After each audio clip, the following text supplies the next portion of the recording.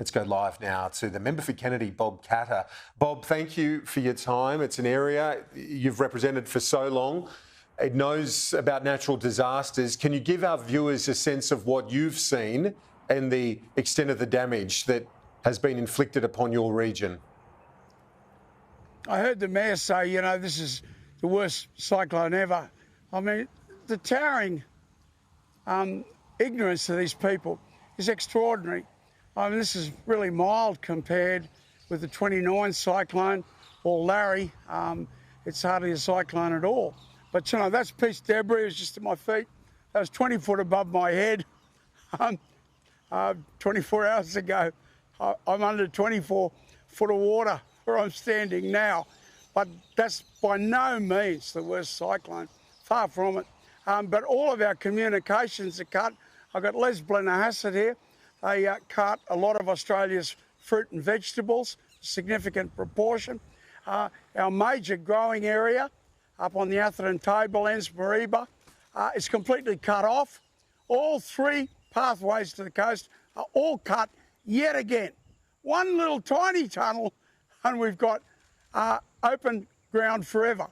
But the government can build 36 kilometres of tunnels in Brisbane, but they can't find 1 kilometre of tunnel for the million people that live in North Queensland. 1.5 million live in Brisbane, 1 million live up here. Well, where's our tunnels? We've got none at all. And we're completely cut off yet again. And people like Blenner's Transport, they can't carry anything because they can't get over the Great Dividing Range. Well, no one else goes over the Great Dividing Range. They go through it in tunnels everywhere else in the world. But they have no difficulty, and he just said this, the new Premier, they have no difficulty in finding $40,000 million for the Olympic Games and $60,000 million for their ratbag alternative energy proposals that are going to see the lights go out in 4 years. That's not my opinion. Ring up AEMO and ask them.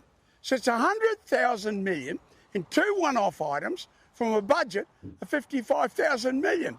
They really are the cleverest government in Queensland history. And the other possibility is, of course, bankrupt.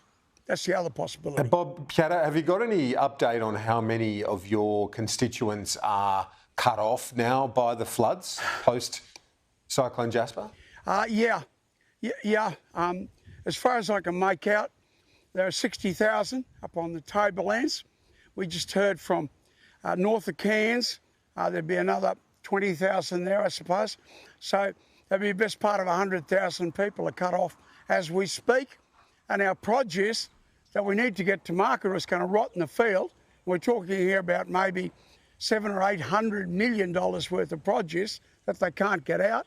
And Les is just here telling me that everything's cut, the roads are all cut. You know, there's the Gestapo out there saying, oh, you can't use that road. Well, we've used that road in infinitely worse conditions than this a million times. And we don't want the Gestapo from Brisbane telling us what roads we can't or can use. The people of Dormagee, Murrindoo and I had to say, well, we're walking through the barrier tomorrow. That's it, because we're sick of being locked up here in North Queensland. Do you think for 1 second if they were locked up in Brisbane that there wouldn't be alternative methods put in place? No, of course there wouldn't. But the million of us that live up here, and remember, there's only 1.5 million people in Brisbane. There's 1 million up here. They got 36 kilometres of tunnels. We've got none. And we desperately need them right now to get our produce to market.